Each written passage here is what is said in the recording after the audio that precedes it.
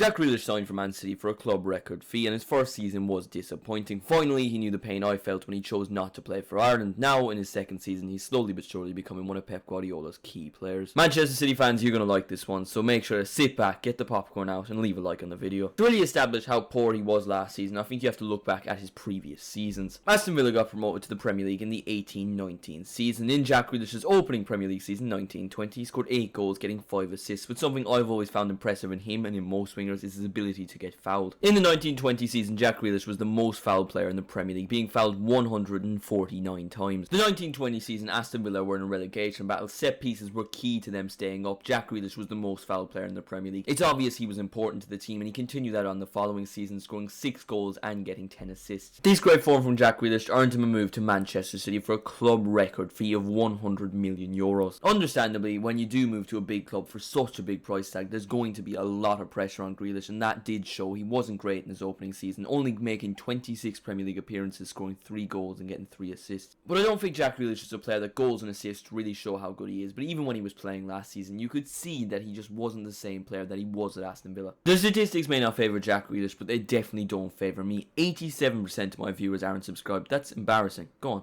subscribe. João Cancelo was poor in his first season under Pep Guardiola. He's now left, but he did improve seasons after and became a key player for Manchester City, and I think the same is happening with Jack Grealish. In the Premier League this season, Jack Grealish has gotten 3 goals and 4 assists. It doesn't look like he's a fantastic player. It doesn't make him look like an absolute world beater, but the statistics really don't show how good he is. Grealish seems to be on the ball more, and he's getting more involved with Manchester City's style of play as he learns from his teammates. His link-up play is better. While I was talking about Jack Grealish's time at Aston Villa, I mentioned that in the 19-20 season, he was the most fouled player in the Premier League. While it's not quite the same this season, he's still been fouled 48 times. Grealish is the 5th most fouled player in the Premier League this season, which is still very impressive. And when you have someone like Kevin De Bruyne who can cross a set piece in, and then you have Erling Haaland in the box, it's a match made in heaven. For me, the best thing about Jack Grealish is how good he is on the ball. When he's up against a fullback, he rather dribbles past them or the fullback fouls him. They rarely get the ball off him. For 90 minutes this season, Mo Salah completes 3.03 dribbles per match with a success rate of 34.85%. Compare that to Jack Grealish, who does attempt less dribbles per match, 2.96, but his success rate is 61.9. The way Manchester City like to play, it's no secret. They like to keep the ball. They like to be in possession, and Jack Grealish is the kind of player you want in your team if you want to play like that, because he keeps the ball well, he can complete dribbles, and if he doesn't, he wins a foul. People should not be focusing on the goals. Jack Grealish has only had 16 shots this season. He doesn't even average 1 shot per game. Pep Guardiola obviously doesn't want him to score goals. He wouldn't be starting the majority of Manchester City's matches if he was there to score goals, because he clearly isn't doing that job. When you watch Manchester City, you can see how key and how important of a player he is. Even if you are as feeble-minded to just base him off his goals and assists, the goals Jack Grealish has scored for Man City have been very important. He scored versus Liverpool in the FA Cup last season. He scored in the Manchester Derby. He also scored what would be a winning goal in a very important game in the title race versus Arsenal. It's not like Jack Grealish was ever particularly a clinical goal scorer. He's played 140 games in the Premier League and he's only scored 21 goals. 6 of those have been at Man City. Jack Grealish will pop up with the occasional goal, but that's not his job at Manchester City. If it was, he would have been dropped ages ago, but he's starting the majority games, playing week in, week out for Manchester City. He's not scoring the goals, but he's doing his job. He's doing his role. And that's how he's become a key player for Manchester City, and that's how he is proving everyone wrong. Jack Grealish, I can definitely assure you, is not a flop. He is one of Manchester City's best players, and he is one of Manchester City's most important players. But let me know what you think in the comments. What do you make of Jack Grealish's time at Manchester City? Is he a flop? Is he not? Let me know what you think in the comments. If you did enjoy the video, make sure to leave a like. If you haven't already, I'd really appreciate if you could subscribe. I'm trying to hit 10,000 subscribers by the end of the year, and if you want to support the channel that extra bit more, feel free to become a channel member. Thank you all so much for watching the video, and I will see you